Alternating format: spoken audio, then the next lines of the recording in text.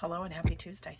Happy Tarot Tuesday, because it is time for me to do another deck review on probably one of my top 5 favorite tarot decks. This week I am going to talk about the Light Seers Tarot and why I like it, a little bit about the cardstock, what I've done to, this is one of over 100 decks that I have chosen to customize. And yeah, let's talk tarot and do a quick reading.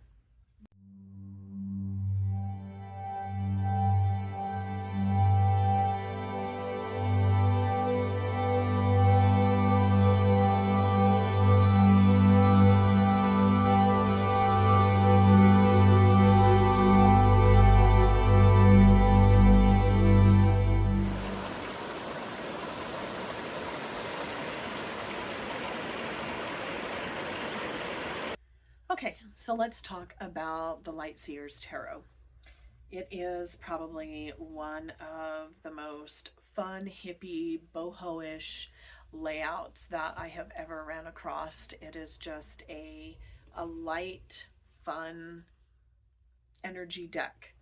And I liked it so much, I had to get it in 2 different sizes. So I have the full-size deck, and then I have the mini tin size deck. I like the tin decks. They're doing a lot more of them anymore, which I think is great, because if you are any kind of an avid tarot reader, you always have a deck in your purse, and me, sometimes 2 decks. So I will probably replace one of mine for a while and carry my Light Seers Tarot.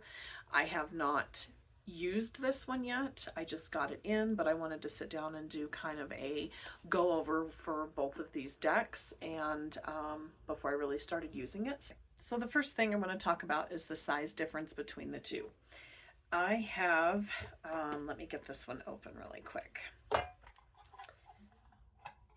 Just because, you know, if you are one that has several cards, you're going to notice that some are easier to shuffle, some are not. I like the small decks just because, like, look at the size difference here. The full size to the small deck. So if you have any kind of like hand issues, arthritic issues, you're going to love playing with these small decks. They're a great size. Also, between the 2 books, there are just little slight differences. If you open up the bigger white book that comes with it, you get a black and white picture of each of the cards. In the smaller deck, you will not get the picture, but you'll get the number and the name of the card as well. So it's very easy to find. Other than that, I think they're very much the same. I did not check to see if, let's see. Yeah, no, there is card spreads in the beginning. So yeah, very much the same in the little deck and the big deck. So yeah, tin size are always great for purses. So those are more of my travel companion cards, whereas this one usually stays at home. Sometimes I'll take it to the shop, but it usually stays at home. So now I want to talk about the big size for a minute. Right about the time I ran across this deck, there was a trend going on that I noticed on some of the social media accounts, and I really didn't want to risk it, so I didn't do anything when I first got the deck. I used it a few times, and then I said, you know what? For some reason, out of all of the decks that I have, this is the deck that I want to try this with. So I did, I colored my deck. It's mixed up, but you can tell like there's some chunks of color still. So I picked the colors of the chakras, of course, and separated into their corresponding suits: majors, minors, cups, pentacles, wands, swords. and colored them accordingly. Right now I couldn't tell you what's colored what, but that was the intention behind it. I colored these with Sharpies, and there was a lot of hit and miss going around on social media about what type of markers to use, because some of them bled way into the cards and discolored the edges, whereas other ones bled really bad on your hands. So it was all kind of up in the air. Everybody had their own version of it. So I chose the Sharpies. It was what I had on hand. I didn't want to buy anything else. It was, you know, the backs of the cards are black, so I didn't see any reason to think that it would bleed that way. I was worried that they might bleed onto the pictures on this side, but they didn't. None of them did. So I colored each one individually and let them dry for a couple of days before I put them back in my deck. And when I started using them, I did get a little bit of bleed off on my hands, but that was it. Like, the initial wear off that I got, I don't get anymore on this deck, and those were the Sharpies. So I thought it was amazing. It gave this deck another level of life that it didn't have before. And I love the imagery. I love the book read. It's very easy if you are a type of, you know, picture, kind of intuitive picture reading. This is like, you can pick it up and probably get some intuitive readings off of just the imagery before even picking up the book. You know, it's very, I think they captured all of them really well. So I want to, this isn't going to be a super long video, but I want to do maybe a 3 or 5 card spread here for the energy for, you know, till next Tuesday, till we get back to a new deck. And yeah, kind of give you a look out for this week. I did the a quick intro to the review of this on TikTok, and the Chariot card was the card that flew out during my shuffle, and it was pretty spot on for an energy of today. As you know, I have a lot of things in the works here, and the Chariot was the reminder that, you know, I can wait. I can wait for the right thing. I seem to have 2 different opposing ideas out there, and the Chariot is that reminder to pull that stuff together and kind of move forward with that cohesive thought force. And, you know, like, it's a good idea. Like, the card to me doesn't say no, but it just says to, you know, kind of have a direction and have a goal in mind, and don't settle, because that's not going to do me any good. So let me get the camera resituated, and we're going to do a card pull. Okay, so let's get started with a reading. Over the years, I have come to find out that doing the overhand and underhand seems to be a little better on the deck if you don't get to where you're slamming the cards in there, because you can mess up the edges by doing that. So I am a gentler with my decks, and I don't want to, I want them to last as long as possible. So, okay, we're going to go with that. Let's pull, I don't know, maybe 3 to 5. Ooh, the Hermit, the Lovers. Good Lord, that's interesting. So let's talk about these cards. This could be, especially with Justice pairing up here with the Hermit, I feel like there's been some, I want to say, disagreements or issues with moving together as a couple. And of course, with the Two of Cups, this is your significant other. So there's a lot of introspection going on both parts. This could be a disagreement not seeing eye to eye, being super judgy of the other person, and how they are choosing to respond to said issue in moving forward. Don't hold them responsible for everything, because the Justice card is all about seeing the duality of things here, whereas you could definitely have something to do with this and not know exactly what that is. And I almost feel like when the Justice card comes up, this could be something that you have some sort of a trauma bond with.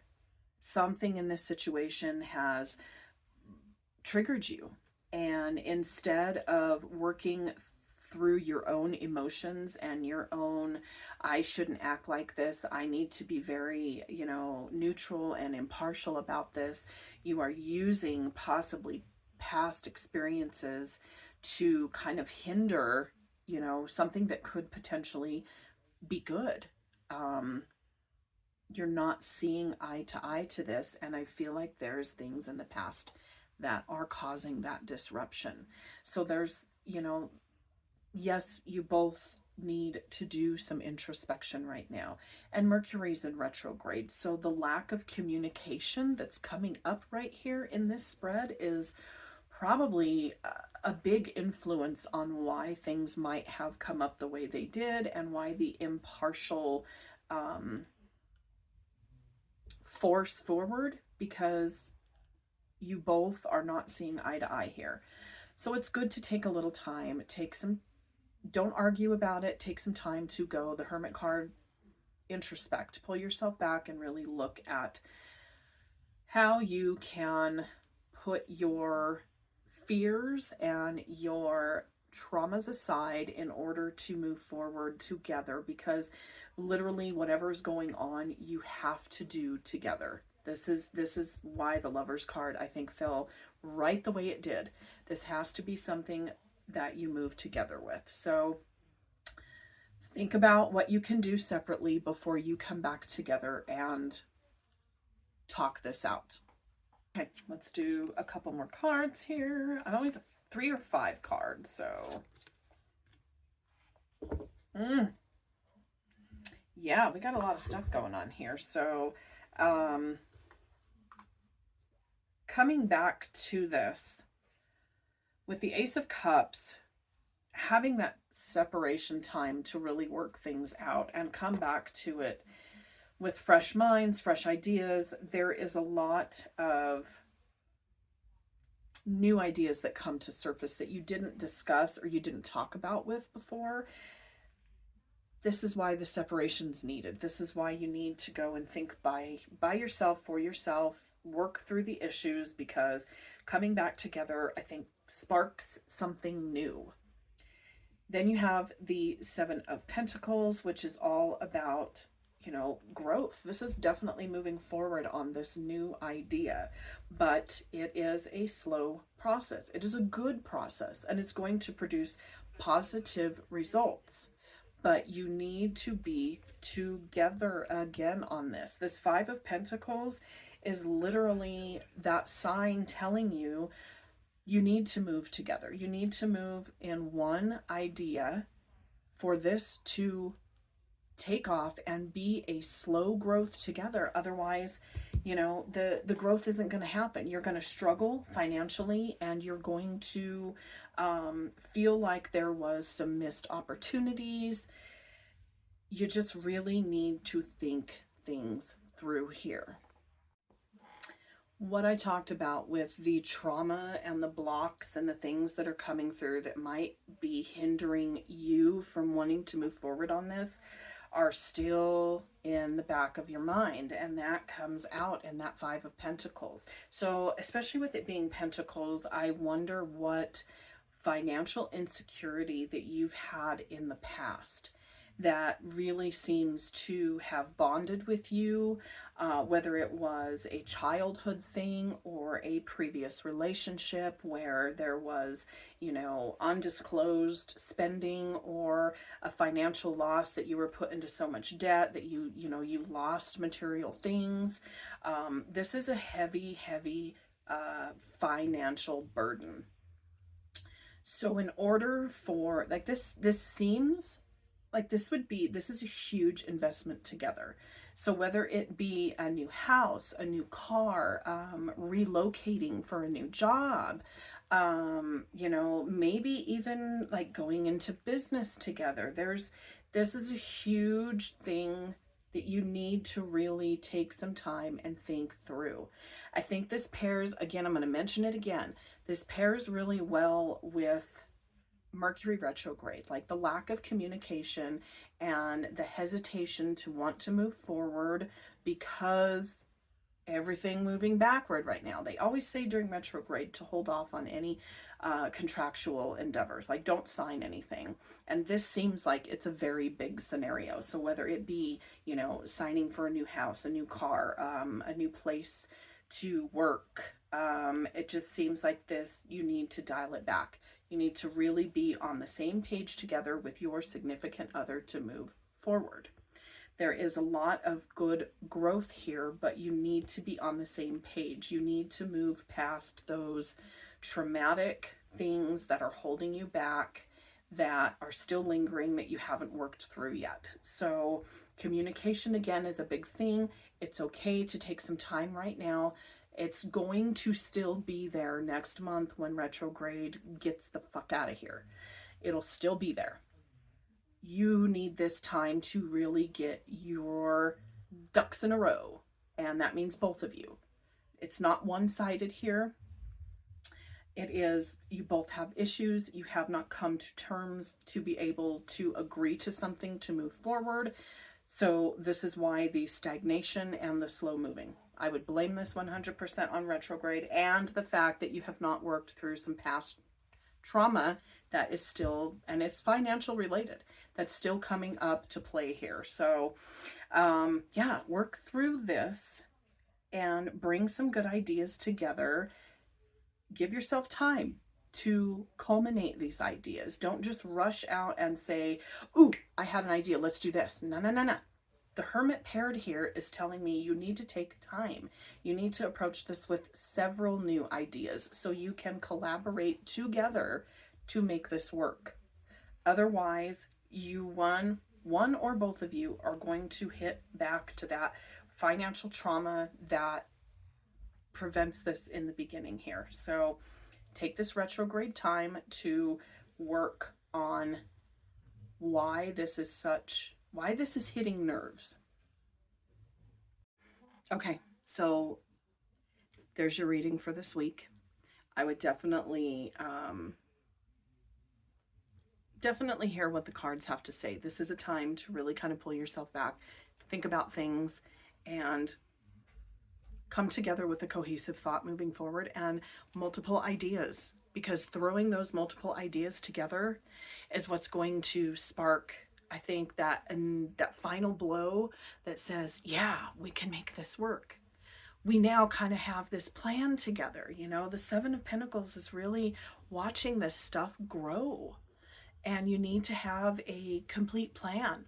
So come in with more than one idea. When you sit down to talk to each other again and really address this, have multiple ideas together, because I think that's where it's going to be. And, talk about this, the worries of the financials, and really have a game plan together, because with this being the reason that's coming up, I can relate to this. Most of my worries in life are financial. So you need to have a good game plan and, a backup plan for things with moving forward here.